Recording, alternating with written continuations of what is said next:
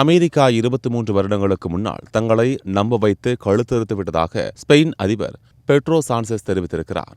ஈரானுக்கு எதிரான போரில் நேட்டோ நாடுகள் தங்களுக்கு உதவ வேண்டும் என்று அமெரிக்க அதிபர் ட்ரம்ப் வெளிப்படையாகவே உதவி கேட்டார். ஆனால் எந்த நாடும் அமெரிக்காவுக்கு உதவிட முன்வரவில்லை. இதனால் ஒன்று அமெரிக்காவிடமிருந்து எண்ணெய் வாங்கிக் கொள்ளுங்கள், இல்லையெனில் நீங்களே சென்று ஹார்முஸ் நீரிணையை திறந்து கொள்ளுங்கள் என ட்ரம்ப் அறிவித்துவிட்டார். அத்துடன் நேட்டோ அமைப்பினை காகித புலி என்றும் அவர் விமர்சித்திருக்கிறார். இதனால் நேட்டோ நாடுகள் அவர் மீது மிகுந்த அதிருப்தியில் இருக்கின்றன. இந்த நிலையில் ஸ்பெயின் அதிபர் பெட்ரோ ட்ரம்பின் இந்த பேச்சுக்கு பதிலடி கொடுத்திருக்கிறார்.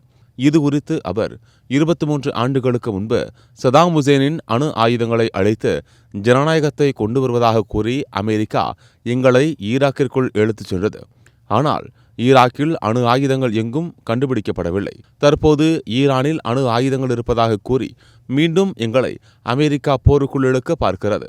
இரண்டாவது முறையாக எங்களை முட்டாளாக்க முயற்சி செய்யாதீர்கள் என்று காட்டமாக பேசியிருக்கிறார். முன்னதாக தங்களது வான்வெளியை அமெரிக்க ராணுவ விமானங்கள் பயன்படுத்தக்கூடாது என்று பெட்ரோ தெரிவித்திருந்தார். ஸ்பெயினை பின்பற்றி இத்தாலி, சுவிட்சர்லாந்து, பிரான்ஸ், போலந்து நாடுகளும் அமெரிக்க ராணுவ விமானங்கள் தங்களது வான்வெளியில் பறக்க தடை விதித்துள்ளன என்பது குறிப்பிடத்தக்கது.